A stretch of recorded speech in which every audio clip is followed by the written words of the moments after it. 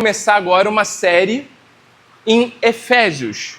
Então, essa é a primeira mensagem da carta de Paulo aos Efésios que a gente vai estudar. E o tema é das trevas para a luz. E eu gostaria que vocês abrissem comigo Efésios capítulo 2, do versículo 1 até o versículo 10. E eu vou ler ele na versão NVI. E diz assim o texto bíblico: Vocês estavam mortos em suas transgressões e pecados, nos quais costumavam viver quando seguiam a presente ordem desse mundo e o príncipe do poder do ar, o espírito que agora está atuando nos que vivem na desobediência. Anteriormente, todos nós também vivíamos entre eles, satisfazendo as vontades da nossa carne, seguindo os seus desejos e pensamentos. Como os outros, éramos por natureza merecedores da ira. Todavia, Deus, que é rico em misericórdia, pelo grande amor com quem nos amou, deu-nos vida juntamente com Cristo, quando ainda estávamos mortos em transgressões. Pela graça vocês são salvos. Deus nos ressuscitou com Cristo e com Ele nos fez assentar nos lugares celestiais em Cristo Jesus, para mostrar nas eras que hão de vir a incomparável riqueza de sua graça, demonstrada em sua bondade para conosco em Cristo Jesus. Pois vocês são salvos pela graça, por meio da fé. E isso não vem de vocês, é dom de Deus, não por obras para que ninguém se glorie, porque somos criação de Deus, realizada em Cristo Jesus, para fazermos boas obras, as quais Deus preparou de antemão para que nós as praticássemos. Até aí. Então, deixa eu tentar trazer um panorama geral da carta de Efésios, para depois a gente entrar na nossa mensagem, por assim dizer. Então, Paulo escreve essa carta aos Efésios em cerca de 60, 62 depois de Cristo, enquanto ele está na sua primeira prisão em Roma. E o contexto histórico-literário da carta é mais ou menos o seguinte: Efésios ela se destaca pela sua linguagem muito teológica e litúrgica, sendo considerado um dos escritos paulinos mais maduros. Entre todas as cartas, quando a gente vai para a carta de Efésios, a gente vê uma teologia mais sólida. A gente vê Paulo falando não para neófitos, não para pessoas que estão começando a sua caminhada, mas para pessoas que já têm uma certa maturidade, uma certa percepção espiritual. E aqui Paulo vai tentar enfatizar algumas coisas. Primeiro, a unidade da igreja. O tema central de Efésios é a unidade entre judeus e gentios nessa nova humanidade em Cristo. Ou seja, o objetivo principal da carta é tentar corrigir algo que percorria todo o cristianismo da época. Porque aqueles primeiros cristãos, eles vinham do judaísmo e eles achavam que os gentios não deveriam ser inseridos na comunidade. Ou se fossem inseridos, eles precisavam passar pelos rituais de pureza judaicos. Ou seja, circuncisão, a abstenção de alimentos, a guarda do sábado, entre outras coisas.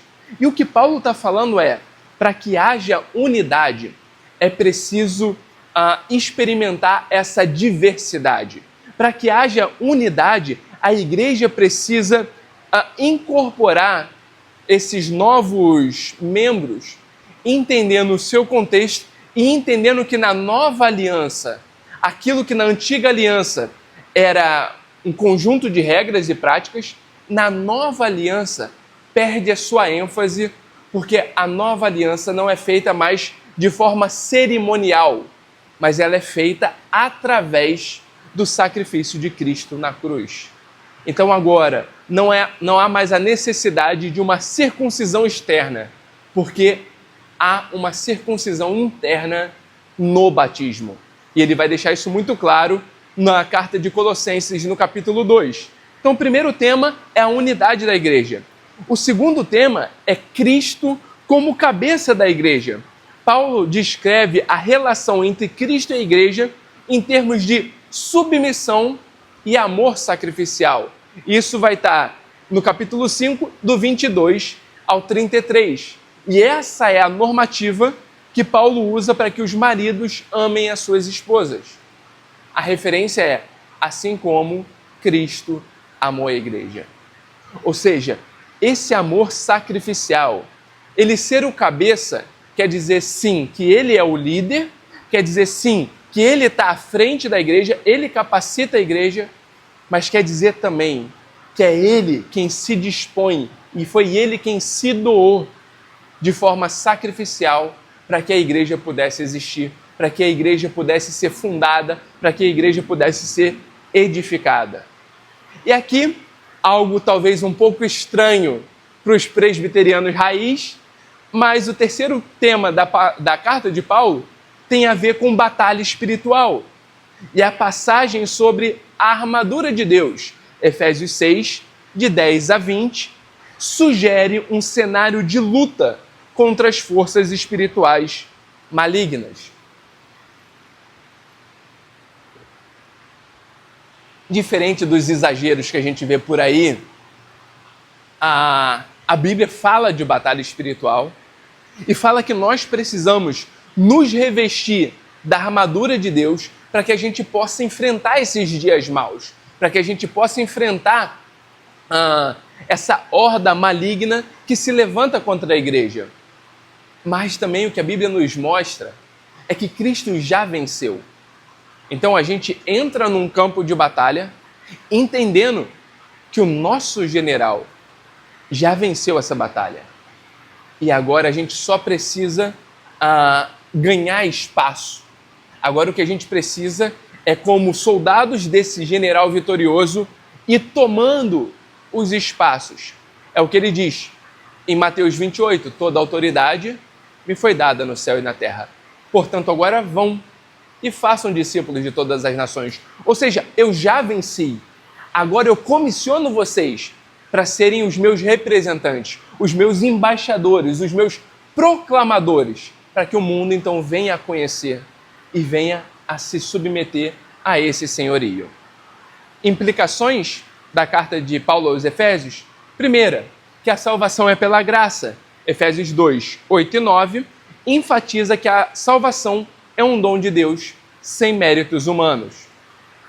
Outra ênfase teológica ou outra implicação, a nova humanidade em Cristo. Do versículo 14 ao 16, apresenta Cristo como o reconciliador entre judeus e gentios. E por fim, a última implicação é a igreja como o corpo de Cristo. Efésios 4 enfatiza a unidade e o crescimento espiritual dos cristãos como um só corpo.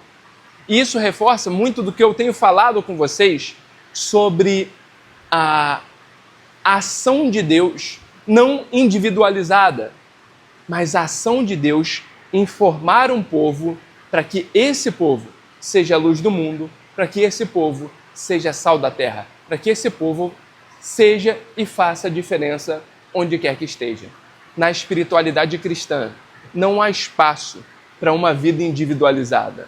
A espiritualidade cristã, ela não é cultivada na solitude, não é cultivada no isolamento, mas ela é cultivada na comunidade. É quando nós nos reunimos como igreja de Cristo para aprender e quando nós saímos para o mundo como igreja de Cristo dispersa a fim de anunciar as boas obras daquele que nos chamou. Dito isso, vamos então para a nossa mensagem das trevas para a luz. Então eu quero começar com a seguinte pergunta. Você já esteve no escuro? Escuro total, breu. Aquele que se você esticar o braço você não consegue enxergar a ponta dos dedos? Pois bem, imagine estar num lugar totalmente escuro. Você não consegue enxergar nada, não sabe para onde ir e cada passo que dá pode ser perigoso. Agora imagina que de repente alguém acende uma luz. Você consegue ver o caminho agora muito claro. Inclusive tem um videozinho que roda muito pelo Instagram que é de uma mulher andando de bicicleta, e aí tá um breu, só que o rapaz está com o farol aceso. E ela começa a brigar com o cara. E aí quando ela vai subir na bicicleta, ele apaga o farol. Não sei se vocês já viram isso. Aí quando ele acende de novo, ela tá caída no chão. Aí ela levanta e volta a brigar com o cara, porque agora apagou a luz e ela caiu. Aí não dá pra ver o que o rapaz está fazendo, né? Porque é ele filmando. Aí quando ela sobe na bicicleta de novo, ele apaga a luz de novo e ela cai pro outro lado. Por quê? Porque sem uma luz para iluminar o caminho, a gente se perde. Sem uma luz para iluminar o caminho, a gente perde a direção. Essa é a experiência espiritual de todo cristão. Nós estávamos em completa escuridão, sem esperança, sem direção. Mas Deus, em sua graça, acendeu a luz na nossa vida. E essa luz é o próprio Cristo. O que a gente vai refletir hoje, então, é essa transição das trevas para a luz. Para a gente, então, pensar um pouco sobre isso, eu costumo fazer a seguinte analogia, porque Efésios começa falando, vocês estavam mortos nos seus delitos e nos seus pecados. O que um morto pode fazer por ele mesmo? Nada. Ele está morto. Poxa, mas ele sofreu um ataque do coração, um ataque cardíaco, mas ele é um médico cardiovascular. O que ele pode fazer por ele mesmo? Ele pode ser o maior especialista, mas se ele estiver morto, o seu conhecimento não serve para nada. Se ele estiver morto, a sua experiência não serve para nada, a sua vivência não serve para nada. E o que a gente precisa perceber é a nossa antiga condição, que Paulo deixa ela muito clara. Ele diz que nós estávamos errados. Não. Que nós estávamos equivocados. Não. Que a gente estava caminhando por caminhos escorregadios. Também não. Ele vai dizer que nós estávamos espiritualmente mortos. A nossa condição era de morte. Morte nos nossos delitos e pecados. Não apenas pecávamos, mas estávamos sem a capacidade de reagir aos pecados. E isso é algo que precisa ficar muito claro para nós, porque eu vejo muitos cristãos julgando pessoas nesse período. Pessoas que estão lá fora, vivendo uma vida libertina, fazendo algumas coisas que geram consequências muito graves, muito pesadas. Mas a gente tem um olhar daquele que foi resgatado por Cristo.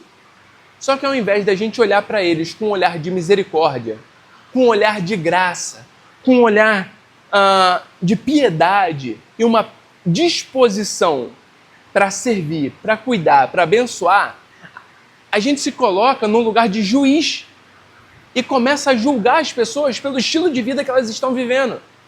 Só que Paulo fala que nós estávamos na mesma condição antes de conhecer a Cristo. Ou seja, o que nos diferencia do mundo não é a nossa capacidade de olhar para o pecado e dizer não. Não é a nossa capacidade intelectual. O que nos diferencia é que a graça de Cristo nos alcançou. Pela graça nós somos salvos. Isso não vem de nós, é dom de Deus.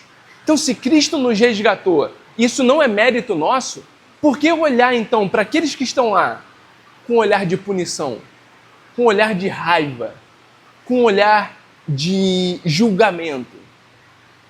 Nós precisamos, como cristãos, olhar para aqueles que estão nessa condição com um olhar de graça, com um olhar de amor, com um olhar, se Cristo me alcançou, Ele pode também te alcançar. Só que Paulo também não diz só que nós estávamos mortos, mas nós estávamos seguindo o curso deste mundo. Ou seja, nós vivíamos conforme os padrões do mundo, buscando prazeres e sucesso sem Deus. Mas pensa comigo, uma vida sem Deus, ela é uma vida sem propósito, ela é uma vida sem objetivo. Uma vida sem Deus, o nosso coração passa a querer construir um ídolo para que a gente possa servir esse ídolo. Então algumas pessoas vão servir a sua autoimagem, Outras pessoas vão servir dinheiro e poder. Alguns vão tentar buscar famas como reconhecimento de quem são. Outros ainda vão buscar no sexo, na pornografia, na imoralidade, uma migalha de prazer que os sustente. Alguns também vão buscar na política, outros vão buscar nas ideologias. Mas percebam o seguinte, isso quem falou foi o Rodolfo, antigo Raimundos. Numa das entrevistas ele disse o seguinte, isso antes dele converter. Ele falou assim, eu achava que eu estava lutando contra o sistema vivendo na banda Raimundos. Mas depois eu percebi que o sistema é tão bem articulado que ele dá espaço para aqueles que acham que estão lutando para o sistema dentro do próprio sistema.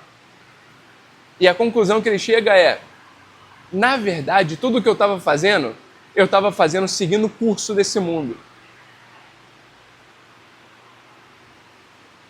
Engana-se aquele que acha que novas ideologias, novas filosofias, novos representantes globais vão mudar a história atual. O que muda a história atual, o que faz com que a gente não siga o curso desse mundo, é Cristo. É uma vida em intimidade e comunhão com Ele. Não adianta você fazer uma pós-graduação, não adianta você buscar uma especialização, não adianta você fazer um curso de autoajuda de 10 passos para você mudar a sua mente.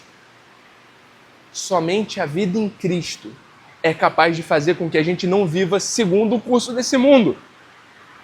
E Paulo também vai dizer que, além de mortos, além de seguir no curso desse mundo, nós estávamos obedecendo ao príncipe da potestade do ar. E aqui é uma expressão porque os judeus daquela época acreditavam que o mundo espiritual acontecia no ar. Então, Satanás, como príncipe dos demônios, aqui a palavra potestade é a mesma palavra para autoridade.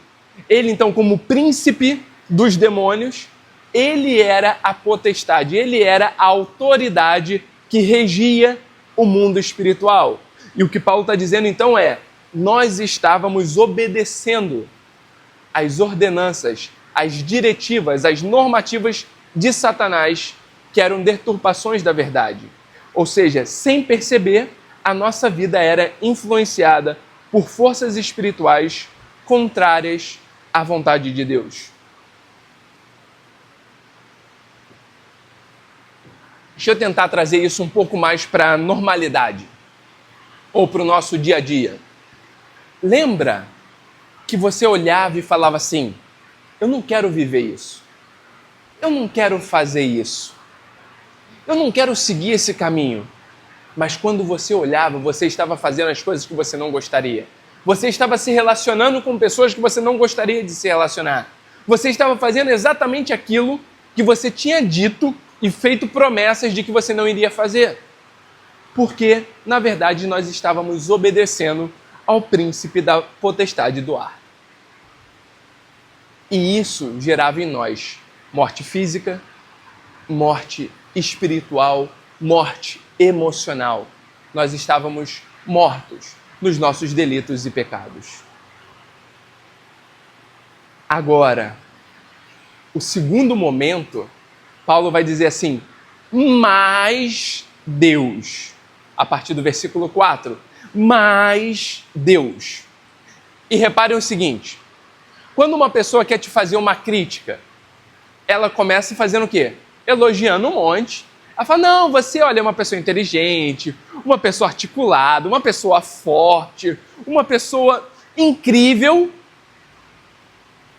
Mas você esquece tudo que a pessoa falou. Você só escuta do mais para frente, não é assim? Paulo está falando, olha, vocês estavam mortos nos seus delitos e pecados, obedecendo o curso desse mundo e servindo a Satanás.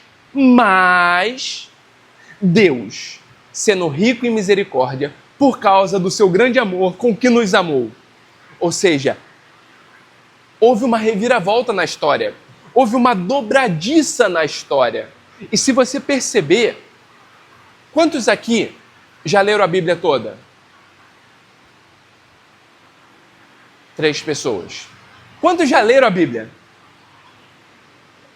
Ok, legal.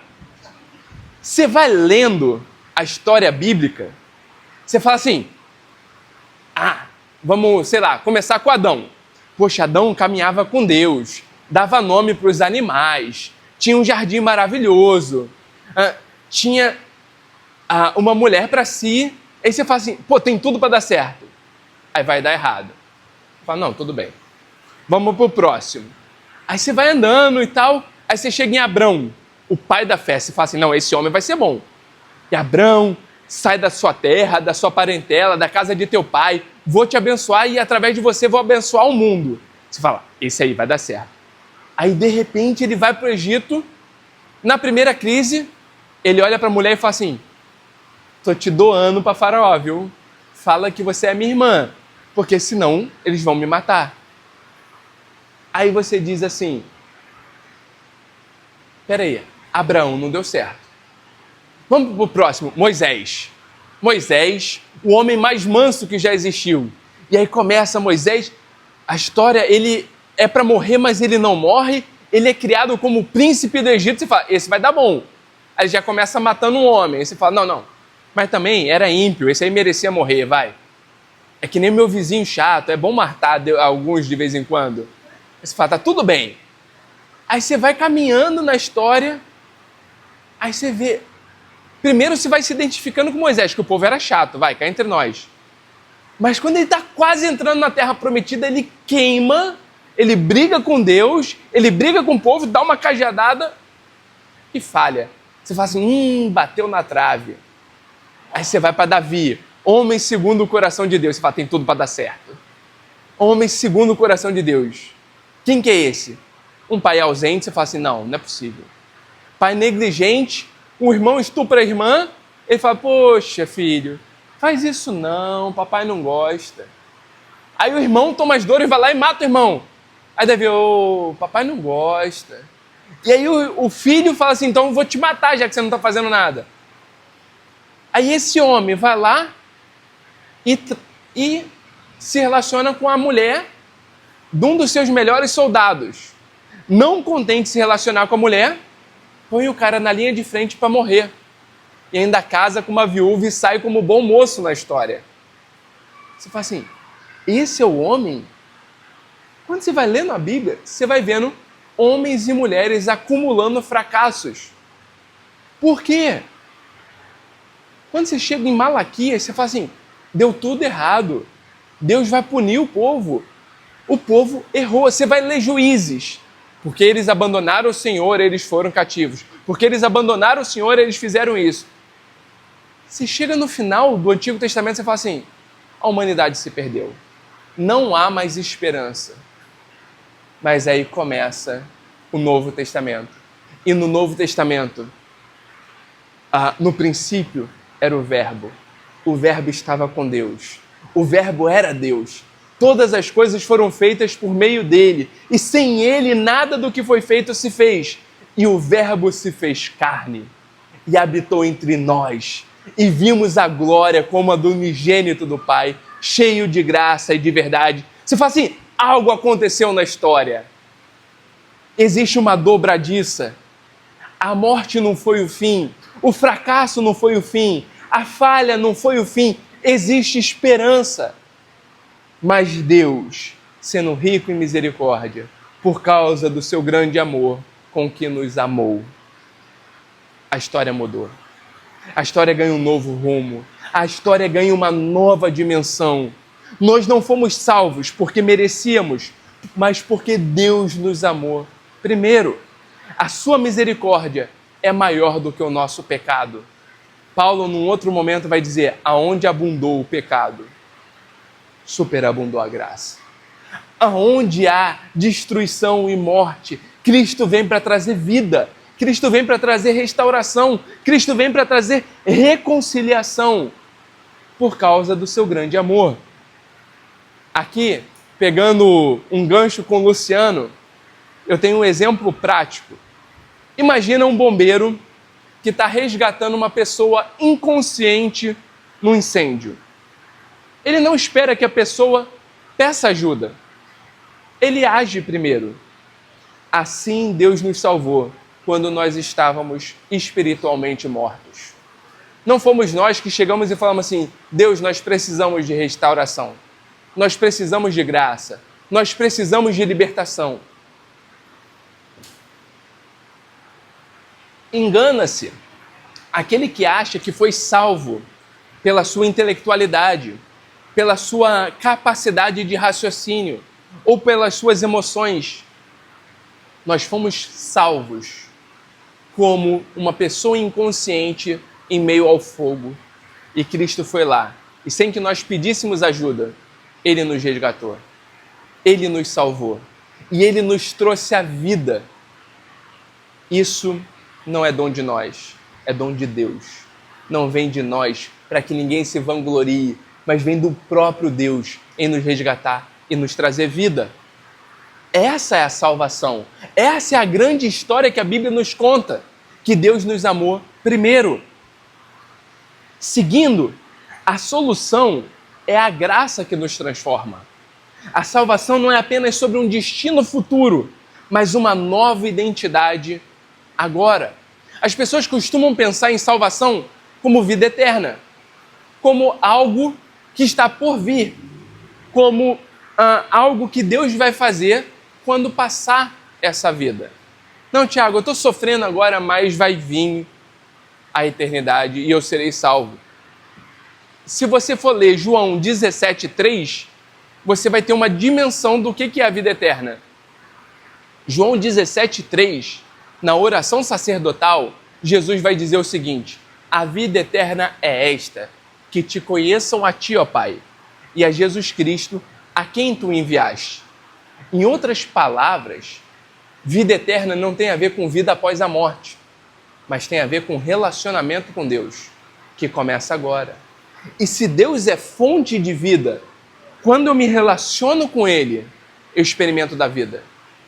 Quando o meu casamento entra em choque e eu coloco Deus no meu casamento ganha vida. Quando a minha vida passa a ser apenas trabalho e eu chamo Deus para essa área da minha vida, eu não vejo o meu trabalho apenas como algo que eu tenho que fazer, um mal necessário, mas eu começo a ganhar uma nova dimensão de que o meu trabalho é o meu campo missionário e eu posso ser luz do mundo, ser sal da terra ali. Quando eu chamo Cristo para a educação dos meus filhos, eu não crio o meu filho com uma ideologia, seja ela marxista ou seja ela capitalista, mas eu crio o meu filho com a ideologia do reino. Para ele, a maior bandeira não vai ser o conhecimento, porque conhecimento Alzheimer tira. Para ele, a maior bandeira vai ser um relacionamento com Deus. Porque isso, nem morte, nem vida, nem principado, nem potestade, nem anjos, nem demônios são capazes de tirar. Então perceba o seguinte: a vida eterna, a salvação, tem a ver com uma nova identidade agora. Aquele que está em Cristo experimenta da nova criação. As coisas velhas já passaram, tudo se fez novo. Ou seja, Ele nos ressuscitou e nos fez assentar nos lugares celestiais. Versículo 6 vai falar isso. E olha que interessante. O que Ele nos tira é da morte, da escravidão, das trevas. E o que Ele faz? Nos assenta nos lugares celestiais. O que Ele está dizendo é, Ele nos tira de uma condição social de escravo e nos coloca numa condição social de reis, reis da terra, governantes do mundo. Ou seja, o nosso pensamento como cristão deveria parar de ser um pensamento egoísta daquilo que eu quero e passar a ser um pensamento global. O que Deus quer fazer através de mim em favor das nações, em favor do mundo. Como que quem eu sou pode contribuir para o propósito global de Deus nesse momento da história. Se eu não tiver essa visão, a visão que eu vou ter é uma visão tacanha, é uma visão medíocre e é uma visão egoísta da história, que a gente precisa perceber, segundo o versículo 6, é que ele nos ressuscitou, ele nos trouxe a vida e nos fez assentar nos lugares celestiais, não mais como prisioneiros do pecado, mas agora como cidadãos do céu. Segundo, versículo 8, pela graça sois salvos, mediante a fé, e isso não vem de vós, é dom de Deus. A nossa salvação não depende do nosso esforço, mas daquilo que Cristo fez por nós. E além disso, o que a gente precisa perceber é que, se não vem de nós, a gente precisa nos livrar do orgulho, da prepotência, de achar que nós somos algo para Deus. Tem gente que vai falar que nós somos o ponto fraco de Deus. Sim, estou começando a pegar a implicância, perdão. Mas o negócio não tem a ver comigo, mas tem a ver com o que Ele está fazendo na história. Não tem a ver com a minha vontade, mas tem a ver com a sujeição da minha vontade à vontade dEle. Não tem a ver com o que eu quero, mas tem a ver com o que Ele quer, o que Ele faz. E assim, quando eu percebo essa dimensão, a minha segurança não está mais no meu braço, mas a minha segurança está na obra de Cristo e da obra de Cristo na cruz. Tentando trazer um exemplo prático, todo mundo aqui já recebeu presente, certo? Quando você recebe presente, você não chega para a pessoa e fala assim, viu, quanto que foi? É indelicado, né? Tem gente que até tenta dar uma sondada, né? Quando recebe presente, nossa, isso é caro. Mas a gente não pergunta o valor das coisas. E nem a gente fala assim, poxa, isso aqui é muito caro, eu vou te pagar. Alguém já falou assim, deixa eu te pagar por esse presente? A gente não faz isso. Presente é presente. Presente não é um pagamento. Então, quando alguém lhe dá um presente, ainda que valioso, você não pergunta quanto eu te devo. Você apenas recebe. A graça de Deus é um presente. A gente não pode pagar. Até porque, se a gente fosse pagar, a gente entraria naquela parábola de um homem que foi comprar uma fazenda e descobriu naquela fazenda um tesouro muito valioso enterrado. Então ele volta, vende tudo que tem para comprar aquela fazenda. A graça de Deus é esse tesouro enterrado.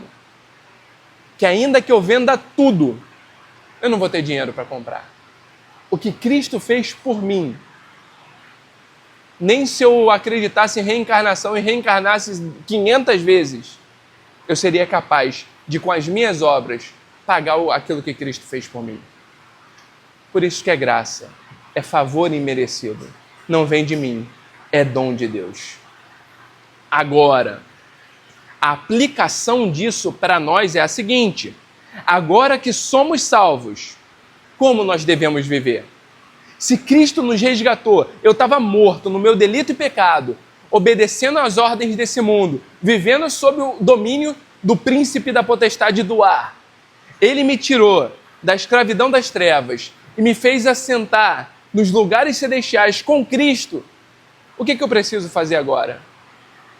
E detalhe, eu não faço para obter. Ele já me deu tudo. Tudo o que eu precisava, Ele já fez. Se eu morrer agora e não tiver feito obra nenhuma, a salvação não veio de mim, foi graça e favor dele. Mas se Ele está me dando fôlego de vida e condição de continuar vivendo, depois que Ele me fez tudo, agora eu preciso ponderar como eu posso então viver uma vida que o glorifique. Uma vida que não pague por aquilo que Ele fez, mas que em gratidão o reconheça no cotidiano. Primeiro, nós precisamos perceber que somos feitura dele, criados em Cristo Jesus para boas obras. Versículo 10. A nossa salvação não é o fim da história, mas é o começo de uma vida transformada. Agora que eu fui salvo, eu posso ter um posicionamento diferente. Agora que eu fui salvo, eu posso ter uma leitura diferente da vida.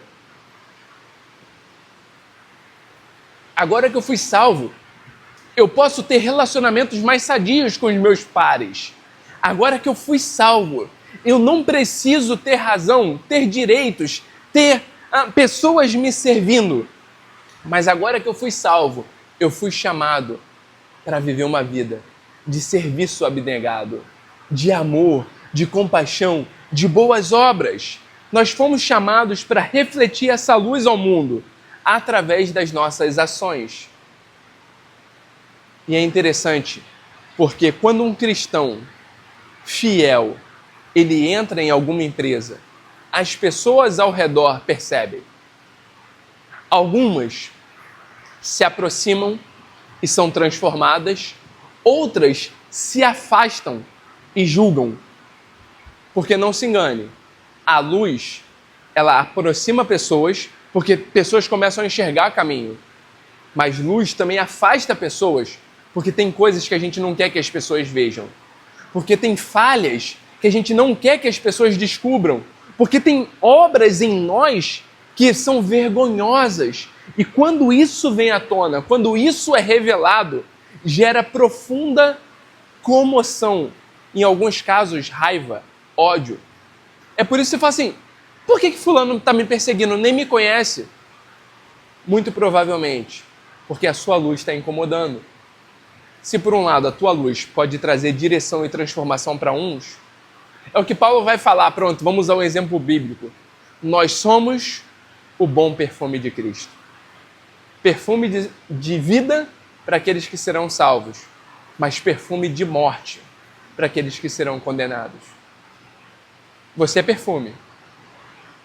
Como as pessoas irão inalar você, aí vai depender de para onde as obras delas estão apontando. Tentando trazer um exemplo prático, uma lâmpada que foi ligada, o propósito dela é brilhar. Assim também, agora que estamos na luz, a nossa vida deve refletir essa nova realidade. E agora prestem atenção no seguinte, como luz, a gente não tem que iluminar nós mesmos. Ninguém aqui, ao entrar, acendeu a luz para que a gente fique olhando para a luz.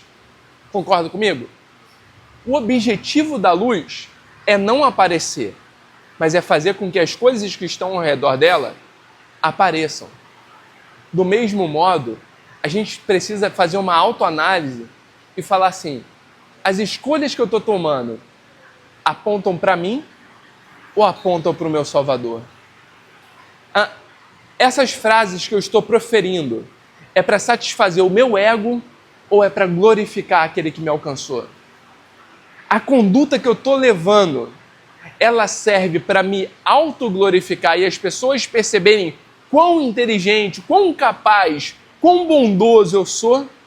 Ou elas apontam para aquele que me alcançou e me transformou? Uma pergunta prática. Sua vida hoje reflete a transformação de Cristo? Ou o que precisa mudar para que isso aconteça? Qual posicionamento você precisa adquirir? Qual postura precisa ser trabalhada? Qual área do seu caráter precisa ser modificado? Pense nesse contraste. Antes, mortos. Agora, vivos. Antes, trevas. Agora, luz. O convite de Deus para nós hoje ele é muito simples. Você ainda está nas trevas? Se sim, aceite o presente da salvação pela fé. Entregue-se. Arrependa-se dos seus pecados. Entregue-se a Cristo. Fala, Senhor, eu não quero mais viver desse modo. Muda minha vida, muda minha mente, muda meu coração, muda minhas práticas. Não deixa com que o meu histórico grite mais alto do que o poder do Senhor na minha vida. Agora, se você já está na luz, viva de forma que o mundo veja essa transformação em você. Não esconda que você foi resgatado. Não esconda que você foi alcançado. Não esconda que você foi redimido. Mas viva como um filho da luz, aonde você estiver. Deus não apenas nos tirou da escuridão, Ele nos fez portadores da luz. que essa mensagem possa ter falado ao teu coração e possa gerar em nós essa percepção de que Ele me resgatou, Ele me transformou. Então agora eu posso anunciá-lo aonde Ele me enviar. Vamos orar?